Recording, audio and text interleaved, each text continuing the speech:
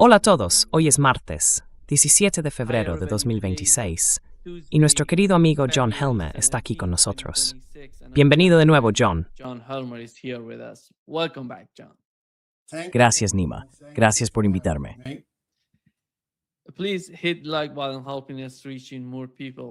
Por favor, dale al botón de me gusta, nos ayuda a llegar a más gente. John, déjame empezar con lo que está ocurriendo en Ginebra.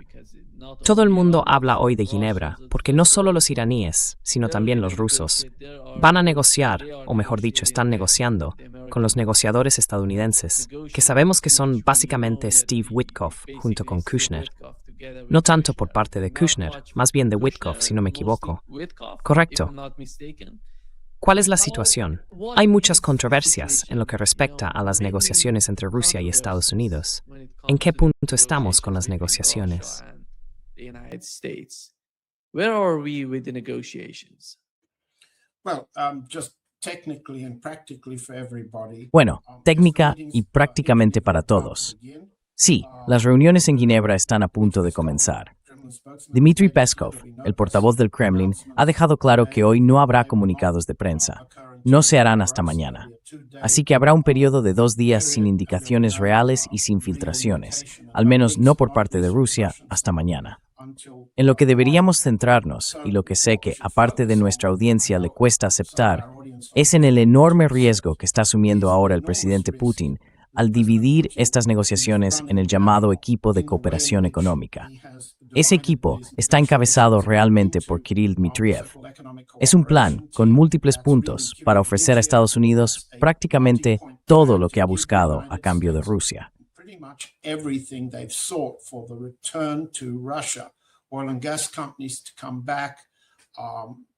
Las empresas de petróleo y gas van a regresar con sus supuestas pérdidas compensadas. Podemos repasar los términos, los he publicado. No solo aparecieron en Bloomberg la semana pasada, los llevo publicando más de un año. Bloomberg simplemente obtuvo parte de un memorando de conversación que la parte rusa no niega que sea auténtico. Refleja el intento de Dmitriev de apaciguar a Estados Unidos y depositar toda la confianza en Trump para cumplir las promesas que él y su familia han sido sobornados para aceptar, y que él y su administración han sido persuadidos de aceptar como una nueva forma de cooperación económica con Rusia, incluida la redolarización. Eso significa la reversión de prácticamente todos los compromisos importantes que se han asumido con los BRICS, con la parte india, la parte china, y así sucesivamente, de económica.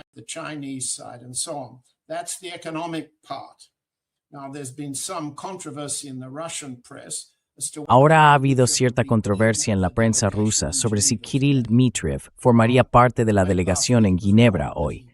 A finales de la semana pasada se informó de que sí lo haría y luego de que no. Ahora se ha aclarado que está en Ginebra y se reúne con Witkoff, Kushner y Greenbaum, pero no participa en la mesa de negociaciones sobre el acuerdo de paz de la guerra en Ucrania. En esencia, lo que ha ocurrido es que hay un conjunto bifurcado de negociaciones sobre Ucrania. Dejando de lado al grupo de Dmitriev, está la delegación rusa principal para la guerra en Ucrania, que ha sido principalmente militar, y está dirigida por Igor Kostikov, el almirante a cargo del Estado Mayor de la Inteligencia Militar rusa. En Abu Dhabi le han acompañado 2 generales, el general Zorin y el general Fomin.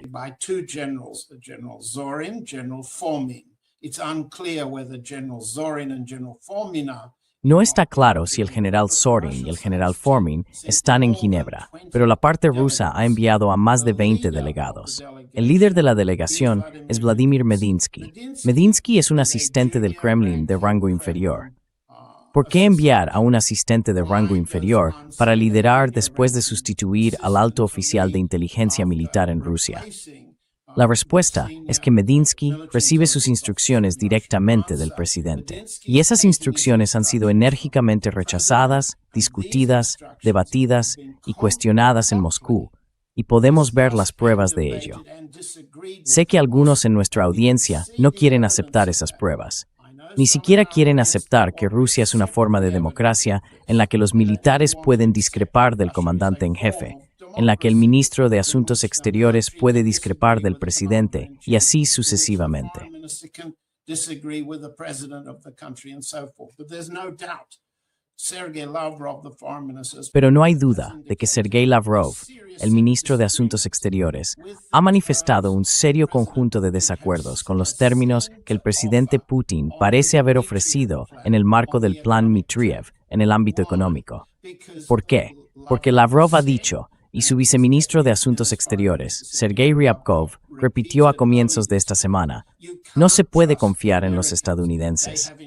De hecho, han intensificado las tensiones desde la cumbre de Anchorage, en Alaska. Ahora bien, la forma en que se ha desarrollado este debate en Moscú es mediante palabras clave. Las palabras clave son fórmula de Anchorage o entendimientos de Anchorage. Cada una de las facciones en Moscú afirma y cree que se alcanzaron distintos entendimientos entre Putin y Trump en su cumbre de Anchorage el pasado agosto. at their summit meeting in Anchorage last August. So each side says yes, the Anchorage understanding. Así que cada parte dice que sí, que los acuerdos de Anchorage, la fórmula de Anchorage, son la base. Pero cada una entiende cosas distintas cuando se trata de los términos militares del arreglo, de la seguridad a largo plazo de Rusia tras el alto el fuego, del futuro a largo plazo de Ucrania como Estado y como ejército, y de las formas de garantizar la seguridad para que la guerra no continúe desde lo que quede del régimen ucraniano. Todos estos son términos que aún no están claros, ¿de acuerdo? Y la manera en que se debate esto, utilizando palabras en clave, es que o bien los acuerdos de Anchorage han sido violados por el propio Trump, pero no por Rusia, o bien por el plan Dmitriev. Or the Dmitriev plan. The Dmitriev plan is the other code word representing. El plan Dmitriev es la otra palabra clave que representa la jugada a corto plazo del presidente Putin. Algunos banqueros que conozco me han dicho que creen que Putin está haciendo una apuesta a corto plazo.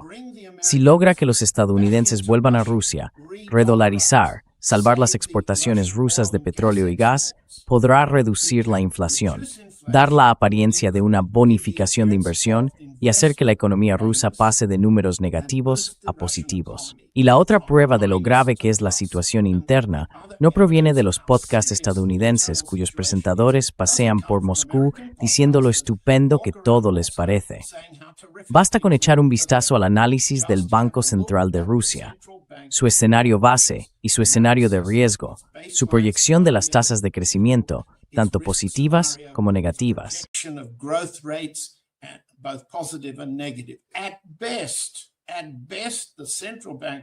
Como mucho, el Banco Central de Rusia dice, y también pasea por Moscú, también compra en tiendas caras, que la mejor tasa de crecimiento este año podría situarse entre el 1% y el 2%. Pero el riesgo es de entre un -5 y un -7%. Los riesgos están claramente expuestos por Elvira Nabiullina. En los documentos y en los discursos está muy claro.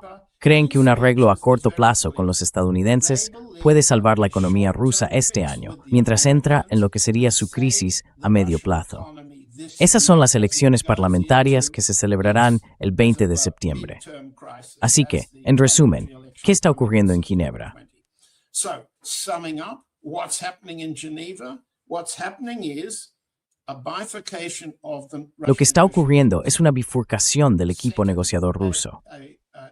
En segundo lugar, hay un conjunto diferente de instrucciones para Dmitriev, opuestas a las que se han dado al Ministerio de Asuntos Exteriores y a los negociadores del Estado Mayor. Tenemos al presidente apostando a que puede llegar de algún modo a acuerdos que dependen de un nivel de confianza en el que ningún funcionario del gobierno ruso, excepto Elvira Nabiullina y Kirill Dmitriev, cree. Ahí es donde estamos. Así que es un riesgo muy alto, es una jugada, puede considerarse sensata, pero sigue siendo una apuesta, una jugada arriesgada. ¿Y en qué se apuesta? En la confianza en Trump. ¿Y quién confía en Trump hoy en día? And who trusts in Trump these days? Yeah. John, you mentioned that John, mencionaste que dentro de la administración de Putin hay algunas diferencias, lo cual me parece normal. Pero ¿crees que cuando Kirill Dmitriev habla con la parte estadounidense, también está en contacto con el ministro de Asuntos Exteriores ruso? Are they in contact with the foreign minister of Russia as well? No, No, I mean, it's very clear. No, no. It's been clear Quiero from decir, the very está muy first claro, meeting. y ha estado claro desde la primera reunión de los nuevos negociadores de la administración Trump en Riad, en Arabia Saudí, en febrero del año pasado. Está muy claro que hay una enorme hostilidad, una hostilidad personal y una división política entre Sergei Lavrov y Kirill Dmitriev. Kirill Dmitriev representa al oligarca, al sector de los grandes negocios, y desde entonces se ha promocionado a sí mismo. Tiene una cuenta de Twitter, filtra información a la prensa occidental. Ten en cuenta que Kirill Dmitriev fue educado en un instituto y en universidades de Estados Unidos. He was educated in US universities. He was educated through graduate school in the United States. He thinks Cursó sus estudios de posgrado en Estados Unidos. Cree que comprende y conoce mejor a Estados Unidos que otros rusos. También confía en Witkoff, Greenberg y Kushner, así como en el secretario del Tesoro, Scott Bessent, y se reunió con ellos en Miami durante el fin de semana del 31 de enero. Fue entonces cuando apareció el memorando de conversación que se filtró a Bloomberg, ya fuera filtrado por la parte estadounidense para causar problemas en el lado ruso, o por la parte rusa para causar problemas a Dmitriev, o como un resumen de lo que los funcionarios sabían que se había dicho. Fue allí donde Dmitriev formuló ese plan. Pero ese plan ya estaba en marcha. formulated that plan, but that plan's been underway. I first reported the terms of, for example, Informé por primera vez sobre los términos de, por ejemplo, las concesiones en el sector de la aviación, en particular a Boeing por parte rusa, en un artículo titulado El picnic del oligarca, que publicamos en enero del año pasado. Dmitriev tiene ambiciones políticas, tiene ambiciones empresariales en Rusia y cree que ha sustituido a Alexei Kudrin, el antiguo ministro de Defensa y ex viceprimer ministro, como principal asesor económico exterior del presidente Putin. Está alineado con Elvira Nabiulina como principal asesora económica interna, junto con el señor Silwanov, el ministro de Finanzas. Estas personas llevan negociando con sus homólogos desde hace más de un año. Lo siento, ¿he respondido a su pregunta? Sí. Son dos I'm vías. sorry, did I answer your question? Yeah, yeah, It's two tracks. yeah. John, when it comes to the Ukrainian Sí, John, territory, we know cuando that se trata del the territorio Russian ucraniano, Prime Minister said sabemos que el ministro de in Asuntos Exteriores recent ruso dijo, interviews that bueno, nobody creo que es is evidente going to por be sus all entrevistas for Russia. recientes, que Novorossiya va a formar Do you parte feel de that way? Rusia. It seems that he's talking ¿Tú lo ves así? from Odessa going up Parece que está hablando de la all zona the desde Odessa over hasta Russia, Kharkov, and they're gonna be todo all ello over. siendo absorbido por And your Rusia. people, Y hay gente en Rusia que incluso habla de Kiev, diciendo que todo va a formar parte de Rusia si van a corregir todo el concepto de Novorossiya. ¿Qué es Novorossiya en Smith de tu administración? In the mind of the official Novorossiya, in the mind of the administration. Well, how to respond? Because Bueno, ¿cómo responder? Porque la mitad de lo que has dicho, creo, es precisa. La otra mitad es especulativa. No estoy diciendo que ninguna de esas especulaciones sea errónea. Todas son razonables, ambiciones razonables por parte de Rusia, dado el peligro que representa toda Ucrania como campo de batalla, como punta de lanza de Ucrania. Es una guerra interminable contra Rusia que comenzó, digamos, en 1917 y se intensificó después de 1945 y así sucesivamente. Aquí estamos hoy. Pasemos a las partes. Y dejemos también claro que los funcionarios implicados en negociaciones directas por parte de Rusia no han tratado detalles concretos. Así que lo que podemos ver es un aparente consenso entre las partes rusa y estadounidense, pero no claramente en el lado europeo ni en el del régimen de Zelensky, sobre la disposición a aceptar menos que toda Novorossiya, excluyendo Odessa, excluyendo Dnipropetrovsk, excluyendo Kharkov. excluding Kharkov. That is to say, the Russian side appears Es decir, la parte rusa parece dispuesta a aceptar los territorios que el ejército ruso ha conquistado a un alto coste en sangre, pero sin retirarse de donde se encuentran ahora. y sin aceptar los diversos planes que Zelensky ha propuesto para convertir las partes de Jersón y Zaporilla, que aún no han sido conquistadas y ocupadas militarmente por Rusia, en una especie de zona de libre comercio u otras ideas similares. Así que una de las aparentes concesiones territoriales sería todo el Donbass, es decir, Lugansk y Donetsk, además de casi toda Zaporilla y Jersón, pero no Odessa ni Kharkov, ni los territorios del sur y el oeste, ni los del norte. Ese sería un aparente compromiso, y no apostaría dinero sobre cómo acabará por el momento. En segundo lugar, está el problema de la zona desmilitarizada. You have the problem of the demilitarized zone. Going westward, what is the Hacia el oeste, ¿cuál es la profundidad de la zona de seguridad en la que no puede basarse ningún dron, misil, artillería de largo alcance u otra forma de posible ataque ucraniano contra Rusia? Sabemos que los ucranianos ahora pueden hacer volar drones de largo alcance desde bastante dentro del oeste de Ucrania. Permítame decir que no creo que ningún ruso quiera ocupar Kiev. Ningún ruso quiere el problema de vigilar la Ucrania occidental nazificada, al oeste de Kiev hasta la frontera polaca.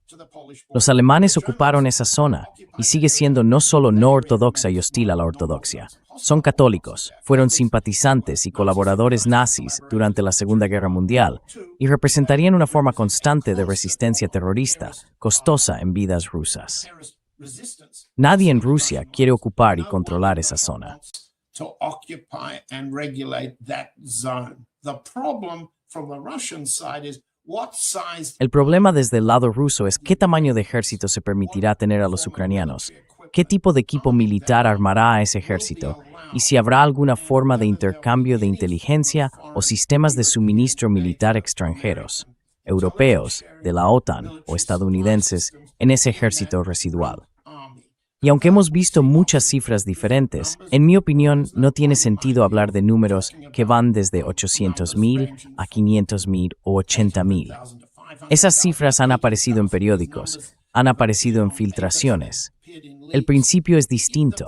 El principio es cómo el lado ruso garantiza que su seguridad estará protegida frente a lo que venga después. will be protected from what comes after.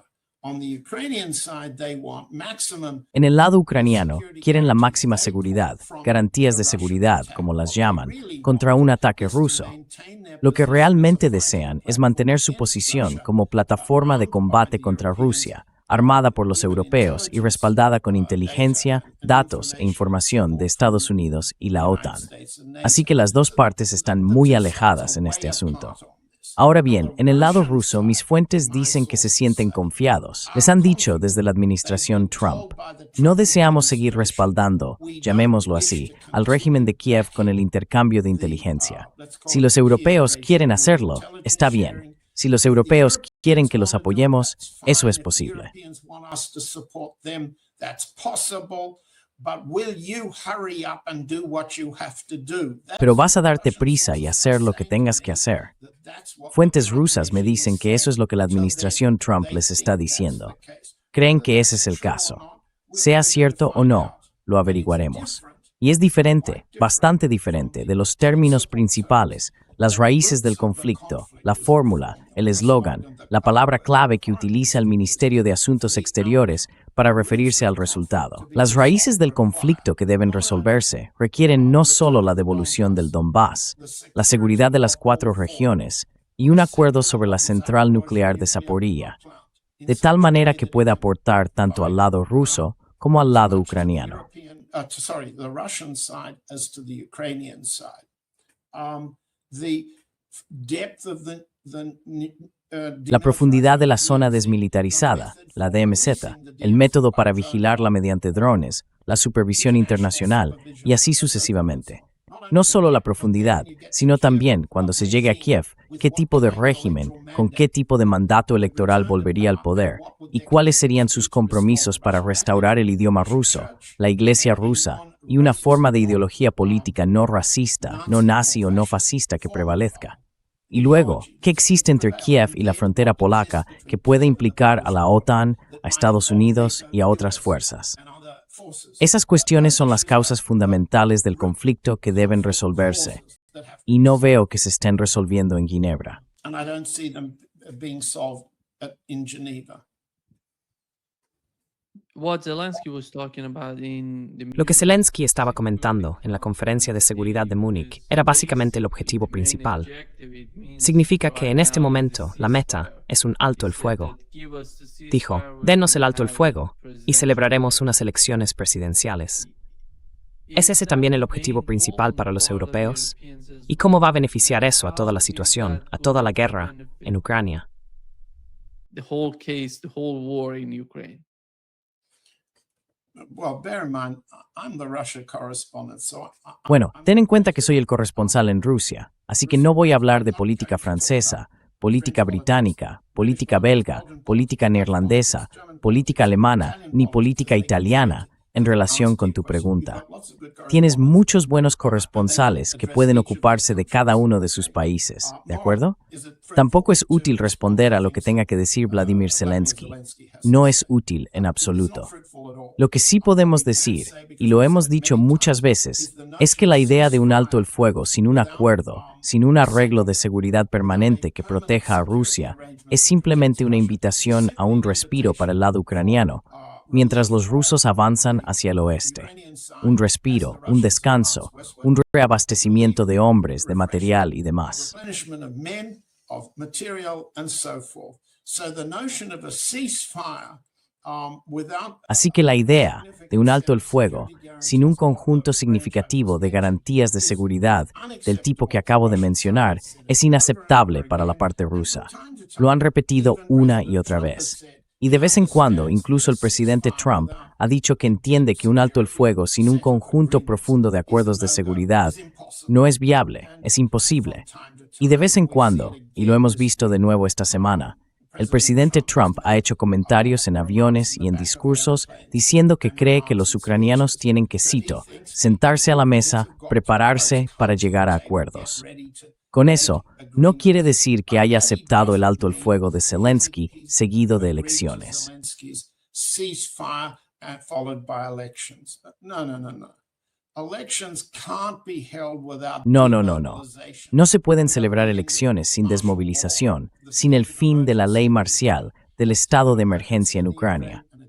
Un estado de emergencia en Ucrania y la desmovilización no pueden producirse sin artículos significativos de capitulación desde el punto de vista ruso o sin un acuerdo de paz a varios plazos. Y ya hemos hablado de esto antes, Nima. La parte rusa presentó su forma de acuerdo a varios plazos, si no me equivoco, en Estambul hace más de 6 meses. A esa establecida en términos generales todo. Y en la medida en que llegamos por todo resuelto, no resuelto. Don't have everything solved. We can't have anything solved. Yeah. John, en lo que respecta a las negociaciones, You feel algunas personas son muy pesimistas sobre lo que está ocurriendo entre Estados Unidos y Rusia, y otras son más optimistas. about what's going on. ¿Dónde te sitúas tú? ¿Cuál es tu comprensión de la situación? Después de más de 12 meses de estas negociaciones entre ambas partes, ¿qué está ocurriendo realmente? ¿Quién es el principal obstáculo para alcanzar algún tipo de acuerdo entre Rusia y Estados Unidos? ¿Es Europa? ¿Es Zelensky? Who's that? Is that Europe? Is that Zelensky? Is that the situation that I don't know, ¿Es esa la situación que los estadounidenses están pidiendo? Las condiciones, los objetivos que buscan. Ese es el problema desde el lado ruso. ¿Quién es el principal obstáculo para un acuerdo entre las dos partes? Que creo que en última instancia será entre Estados Unidos y Rusia. Parece que incluso el propio Macron dijo, no estamos de acuerdo si Estados Unidos negocia con los rusos y llega a un acuerdo sobre algo. ¿Por qué Europa reí por formar parte de TAS en negocios sur está? Y no es maftignae. They're not part of that. And nobody can ignore that. Let's take the question several parts separate. Vamos a abordar la cuestión por partes. En primer lugar, está muy claro cuál es la opinión pública rusa sobre este punto. La opinión pública rusa influye en el Kremlin y también refleja los mensajes que el Kremlin transmite al pueblo ruso para justificar no solo la guerra, sino también las graves bajas y pérdidas que ha sufrido Rusia. La opinión pública rusa creía que un segundo mandato de Trump representaba una oportunidad positiva para alcanzar un acuerdo de paz en los términos por los que Rusia estaba luchando en Ucrania. Ese optimismo se ha perdido. Bien, la opinión pública rusa, y miro a mi izquierda para ver las encuestas, puedo mostrarlo como una especie de... no sé si se ve muy bien. I don't know if you can see it very well. I'll put it in the Dances with Bears later so that folks can. Lo publicaré más tarde en Dances with Bears para que la gente pueda verlo. Es una línea ascendente y descendente que muestra cómo la administración Trump primero ofreció a Rusia una oportunidad de alcanzar un acuerdo pacífico y luego intensificó las sanciones, oscilando entre la hostilidad y la cooperación. Los rusos ya no confían en la administración Trump. La actitud negativa hacia Estados Unidos es ahora del 45%. Aproximadamente un 33% aún mantiene cierta esperanza de que Estados Unidos negocie de buena fe y cumpla sus acuerdos. Un 22% dice que no sabe cómo responder. Ahora bien, esa cifra en sí misma es interesante. Si 1 de cada 4 rusos cree que no sabe qué va a hacer o si se le puede confiar, ¿por qué deberíamos nosotros estar más seguros o confiados? Be any more certain and any more confident. So Russian public opinion is deeply. Así que la opinión pública rusa desconfía profundamente de Estados Unidos, y eso constituye un control importante, o un freno, si se quiere, sobre cualquier intento del presidente Putin de alcanzar ahora un acuerdo de cara a las elecciones parlamentarias del próximo septiembre. En esencia, esa es la situación tal y como la ven los rusos. No yo, sino la opinión pública rusa, medida de forma fiable. Públicamente, la postura oficial rusa ha sido la llamada fórmula de Anchorage. Es decir, el pasado agosto todos coinciden en que el presidente Putin y el presidente Trump llegaron a ciertos entendimientos. Nunca se ha aclarado exactamente cuáles son. Por lo tanto, el Ministerio de Asuntos Exteriores afirma que esos entendimientos implican la resolución de las causas profundas del conflicto, porque creen que Trump ofreció un conjunto importante de concesiones que la administración Biden se negó a aceptar. Y en segundo lugar, ¿por qué aún no hemos firmado?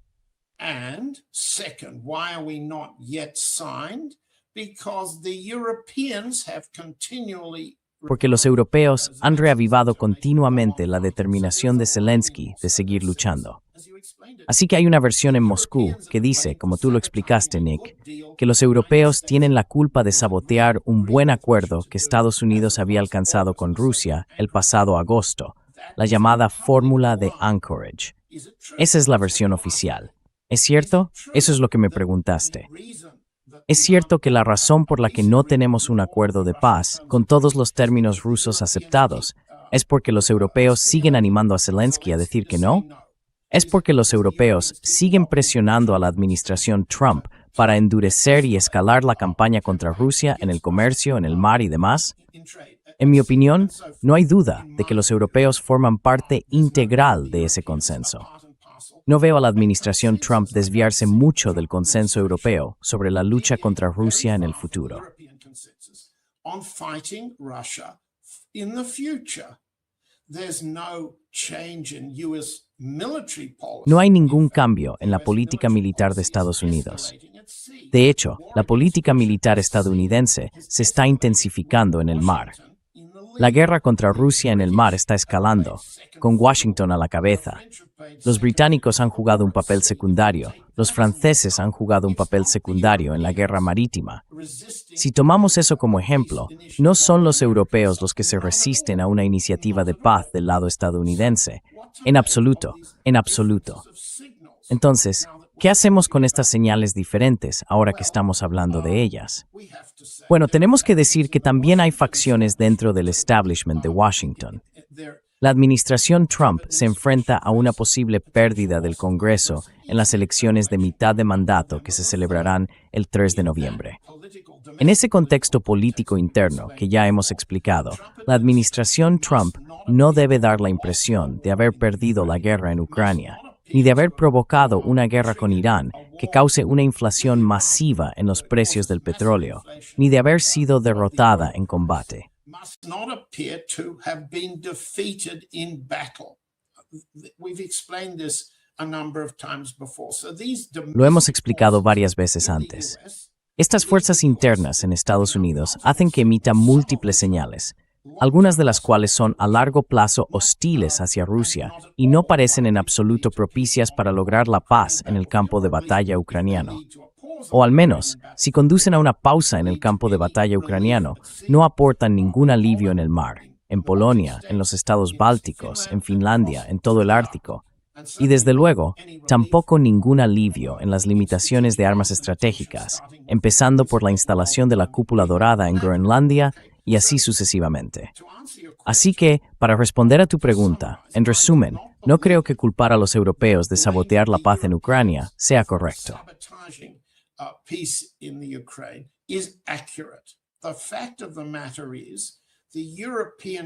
La realidad es que los gobiernos europeos creen, la OTAN cree, que los comandantes estadounidenses de la OTAN creen que la batalla se ha perdido en Rusia.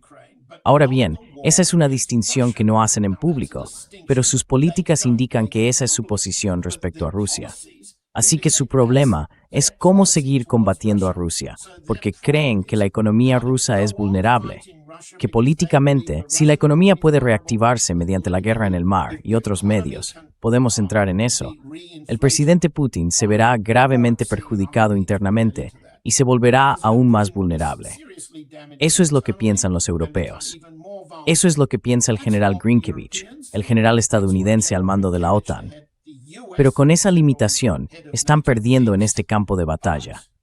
Tienen que encontrar una forma de defensa táctica, una retirada operativa,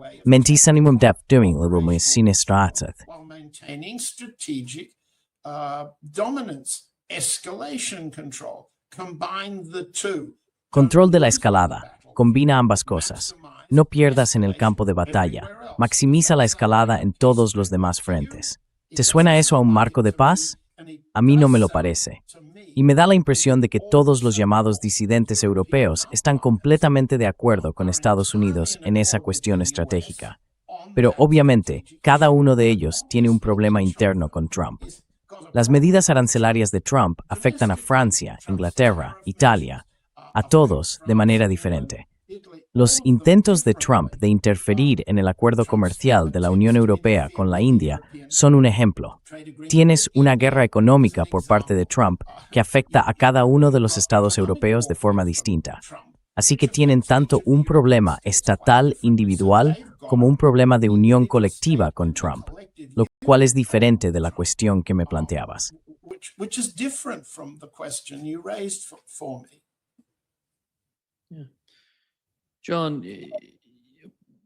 Sí, John, la guerra de la que hablas, la que no está perdida en la mente de los estadounidenses, es la guerra económica. ¿Es así? Por eso Estados Unidos está intentando convencer a todos esos países que reciben petróleo y energía de Rusia. Entonces, ¿qué tan exitoso ha sido eso hasta ahora? Buena pregunta. Centrémonos en la India, porque sé que estudias la India, conoces la India, te centras en la India. Tenemos dos versiones diferentes de los rusos y los estadounidenses.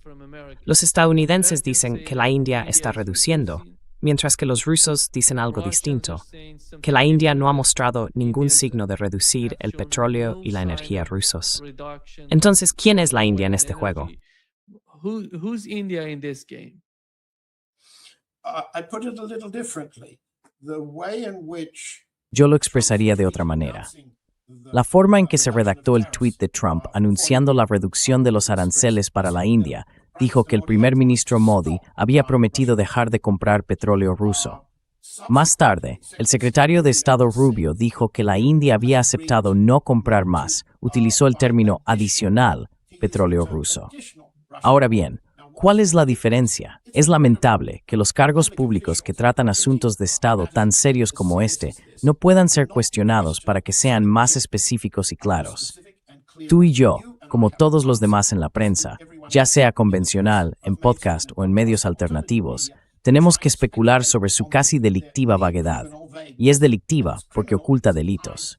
Bien, Entonces, ¿cuál es la diferencia? La respuesta es que la India decidirá comprar petróleo ruso al precio que satisfaga sus necesidades. At the price that meets India's requirements. It will not stop buying oil from any source. No dejará de comprar petróleo de ninguna fuente si eso pusiera en peligro su propia economía. El primer ministro Modi y el presidente Putin hablaron de ello en diciembre en Delhi. Se entiende que en lo que respecta al petróleo, es probable que la India reduzca sus compras de crudo ruso. Eso ejerce presión sobre China para que absorba la diferencia en la producción petrolera rusa, que de otro modo habría ido a la India. ¿De acuerdo? Y los volúmenes de producción rusa podrían tener que reducirse por las siguientes razones. Si la India compra menos, aunque no cero, y si China, a través del llamado comercio de las teteras, es decir, las refinerías chinas independientes del sur, en torno a Shandong, deja de acumular reservas de petróleo ruso barato porque la oferta supera la demanda, entonces el descuento en el precio tendrá que disminuir. Demand and the price discount has to fall. This is important. The Russian production Esto es importante. La producción rusa tiene que venderse, por lo que el descuento en el precio sigue reduciéndose hasta que se encuentra un comprador. Los compradores oportunistas están disminuyendo tanto en India como en China. A medida que este proceso continúa y el descuento se amplía, el precio efectivo del petróleo ruso cae por debajo de los $40 por barril.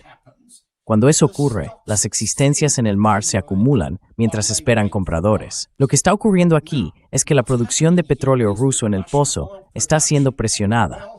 Aproximadamente el 30% de los ingresos presupuestarios de Rusia proviene de la producción y los impuestos sobre el petróleo y el gas. Los productos petrolíferos, es decir, el crudo y el petróleo refinado, representan, según la estimación y la fuente, entre el 45% y el 60% del valor total de las exportaciones rusas. 60% of all Russian export value. What happens if the effective price? ¿Qué ocurre si el precio efectivo del petróleo para Rusia, después del precio de mercado cotizado del Urals, Brent o WTI, es, digamos, de unos $60 en este momento, y cae? El objetivo del Banco Central para la economía de este año, la financiación del presupuesto, los ingresos y demás, es de $55 por barril. $55. Pero el precio efectivo, de facto, tras el descuento actual, según algunos informes, está entre $37 y $40. ¿De acuerdo? 37 a 40 está significativamente por debajo del objetivo sobre el que se basa el presupuesto ruso. Ahora bien, si no puedes vender tu petróleo a estos precios bajos con descuento, si no puedes, debes detener o reducir la producción.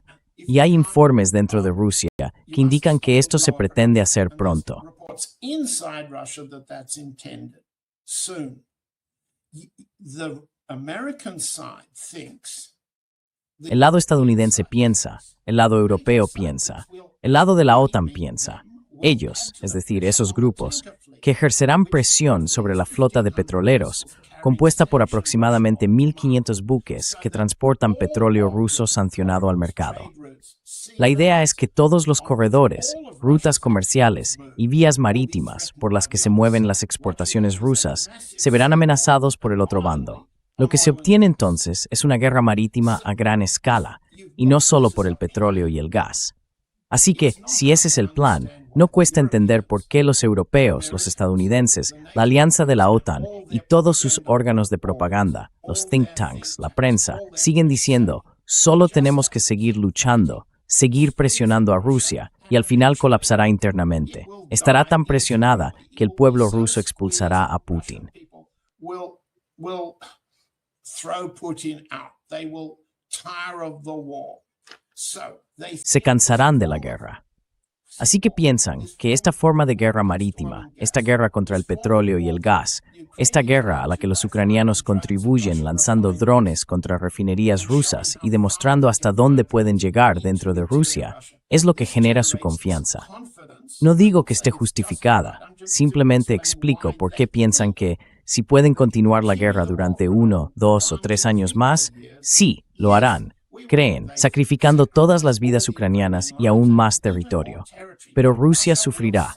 Y recordemos, el objetivo de esta guerra es destruir a Rusia, hasta el último ucraniano, sí, hasta el último petrolero en el mar, sí. Pero si ese es su objetivo, entendemos por qué tanto los europeos como los estadounidenses coinciden en que si pueden seguir luchando, Rusia podría sufrir una derrota estratégica significativa. Esa es su confianza.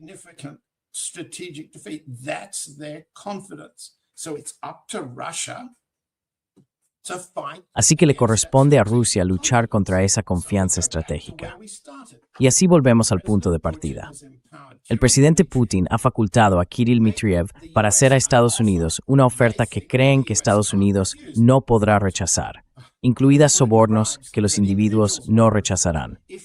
Si vuelves a Rusia, te daremos la bienvenida. Permitiremos que todas las empresas de productos de consumo recuperen sus posiciones. McDonald's recuperará su lugar en el mercado y así sucesivamente. Y a cambio, aliviarás nuestras rutas marítimas. Nos liberarás de la guerra en el mar. Nos permitirás seguir vendiendo petróleo a un precio que nuestro presupuesto, nuestra financiación interna y las proyecciones de nuestro Banco Central requieren.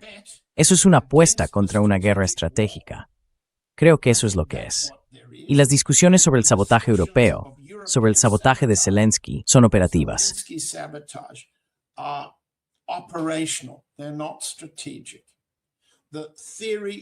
No son estratégicos.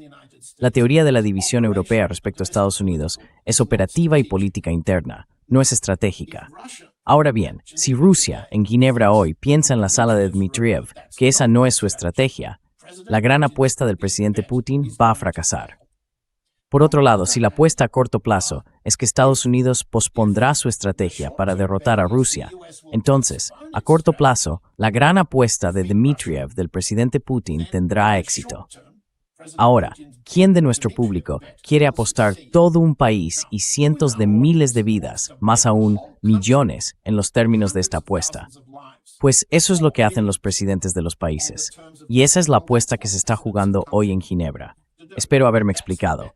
No veo la división europea respecto a Estados Unidos como algo de naturaleza estratégica, y ellos tampoco.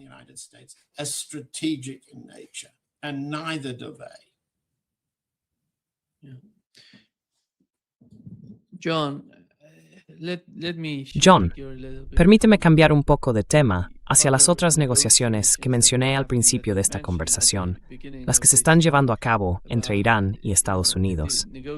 ¿Cómo se siente Rusia respecto a la escalada en Oriente Medio? ¿Y qué está ocurriendo en torno a Irán?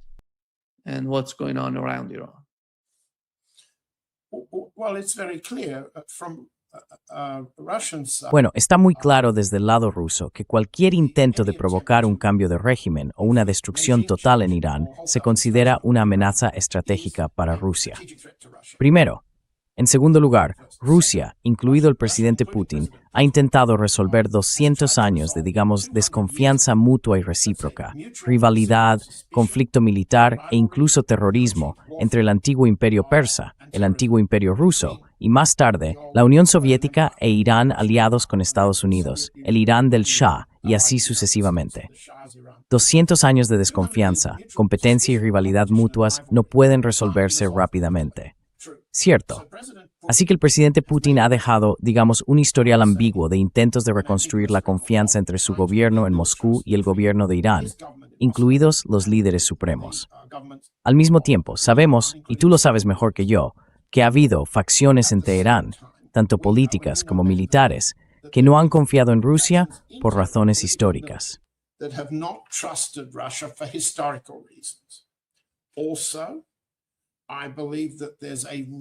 Además, creo que existe una preocupación razonable en el ámbito militar iraní de que Irán no puede permitirse depender de otros para su defensa aérea, su defensa antimisiles, su marina, sus drones y sus capacidades ofensivas, de las cuales depende su capacidad para disuadir un ataque israelí.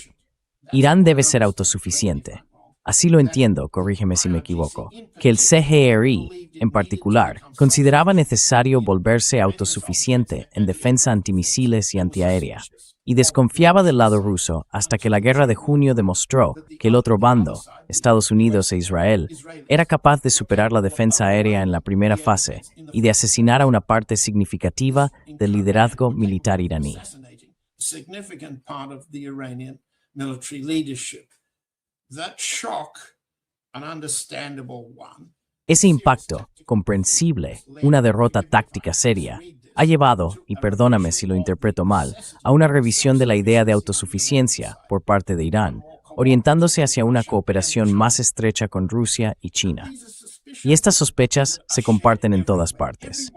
Todo el mundo sabe, especialmente en la India, que si compras F-16 o cualquier otro equipo militar serio, ofensivo o defensivo, a Estados Unidos, te arriesgas a que usted necesite nuestro mal. El interruptor de tu perseum en el equipo que necesitas a propia defensa, UFIM. Your determination of your defense or offense. The kill switch and the suspicion of the kill switch. El interruptor de apagado y la sospecha de su existencia siempre perjudicará las ventas de armas estadounidenses a grandes potencias como la India. Por lo tanto, esa misma sospecha debe existir en Irán, y no solo hacia Estados Unidos, sino también hacia el lado ruso. Ahora bien, recordemos lo que ocurrió al comienzo de la Guerra de Junio. Mientras los israelíes atacaban objetivos por todo Irán, el presidente Putin llamó al primer ministro Netanyahu y le pidió que no atacara el reactor nuclear de Bushehr en el sur de Irán, porque ponía en riesgo la vida de los técnicos rusos. Y Netanyahu accedió. No estoy revelando nada que no haya informado antes. Es algo bien conocido.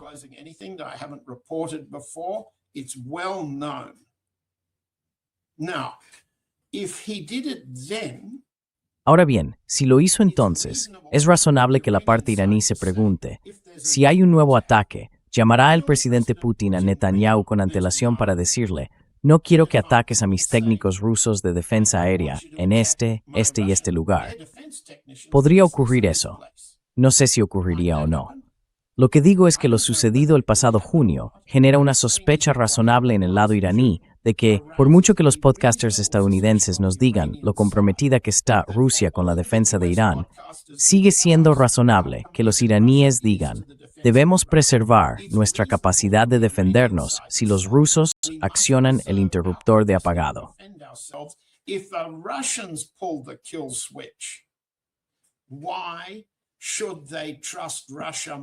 ¿Por qué deberían confiar en Rusia más de lo que lo hizo el presidente Assad de Siria, cuando el interruptor de emergencia era accionado constantemente por el presidente Putin, exponiendo vidas rusas a ataques israelíes en Hmeimim en años anteriores? Esta es una historia que todo el mundo en Oriente Medio comprende y conoce. En resumen, Rusia está comprometida a defender a Irán y a neutralizar la supuesta base de un ataque israelí-estadounidense contra Irán, que es el enriquecimiento de uranio con capacidad para armas nucleares, intentando encontrar fórmulas que los estadounidenses acepten y que eliminen ese asunto como motivo de ataque. Bien, eso es útil y creíble.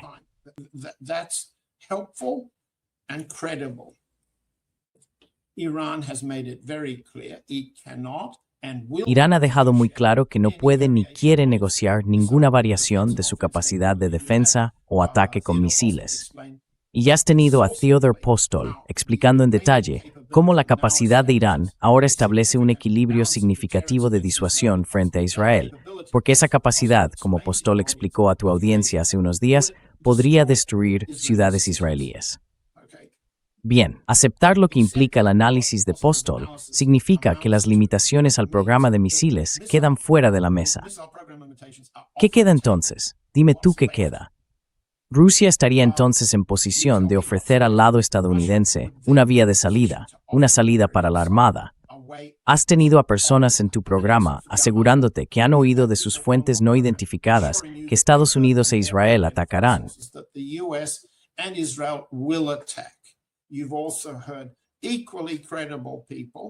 También has oído a personas igualmente creíbles decir que no, que hay un equilibrio, una especie de juego al borde del abismo, que ha alcanzado un equilibrio de disuasión mutua en este momento, al límite donde la administración Trump no puede atacar por miedo, por razones estadounidenses, entre ellas el cierre del estrecho de Hormuz, y una subida vertiginosa del precio del petróleo. Así que la gente discrepa sobre las pruebas, sobre las fuentes. ¿Cuál es la contribución de Rusia a esto? Mantener la ambigüedad estratégica, para que la parte estadounidense y la parte israelí no puedan tener la certeza de que Rusia vaya a, digamos, hacer lo que el presidente Putin hizo con Netanyahu respecto al reactor de Bashir al comienzo de la guerra de junio. The only disagreement I have with your comment and La única discrepancia que tengo con tu comentario sobre Siria es que Siria es diferente de lo que tenemos entre Rusia e Irán, porque la naturaleza, la identidad de la relación entre Irán y Rusia es totalmente distinta, John. Por supuesto, está muy muy lejos de la realidad de lo que ocurre entre Rusia e Irán. what's going on between Russia and Iran. I agree. We don't disagree. I used the Syrian example. Estoy de acuerdo. No discrepamos. Utilicé el ejemplo sirio solo para mostrar cómo Rusia accionó el interruptor de desconexión exactamente de la manera en que otros sospechan que lo hace Estados Unidos, desactivando un sistema de defensa aérea para permitir que un atacante opere. Y eso fue lo que hizo el presidente Putin en beneficio de Netanyahu en Siria. Solo lo mencioné como un ejemplo del interruptor de desconexión ruso y de la sospecha de que el precedente sirio o el precedente iraní de la guerra de junio suscita una duda razonable de que no vuelva a ocurrir.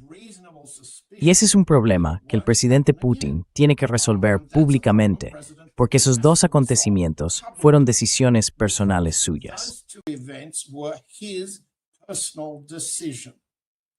Therefore, he has to. Por lo tanto, tiene que ofrecer garantías. Y hasta que lo haga, o a menos que lo haga, la sospecha permanece. No veo por qué quienes en el público discrepan de este análisis discrepan de las pruebas. Las pruebas están ahí. Y la, llamémosla, relación positiva a nivel militar y de intercambio de inteligencia entre la parte rusa y la parte iraní contribuye de manera significativa a disuadir al almirante Cooper de lanzar, al presidente Trump de lanzar y a los israelíes de lanzar. Y estratégicamente eso es una disuasión operativa. Ya has tenido a Ted Postel explicando la estrategia de disuasión. Ted Postel explained the strategy of deterrence. So we've got operational deterrence, strategic deterrence. Así que tenemos disuasión operativa y disuasión estratégica. Y esos son factores que en última instancia reflejan la autosuficiencia iraní. Sí, lo dijo Postol. Con ayuda adicional de China y Rusia, la precisión de los misiles de Irán puede mejorar de 1000 metros a 500 metros de CEP. Y mira, él es el experto. Su audiencia puede volver a escuchar cómo lo explicó, porque es la disuasión estratégica lo que Irán ha adquirido. También dijo que, con o sin ayuda a China o Rusia, Irán ya cuenta con un pasaje suficiente para la disuasión estratégica en armas no nucleares. Eso es un avance. That's a breakthrough. Yeah.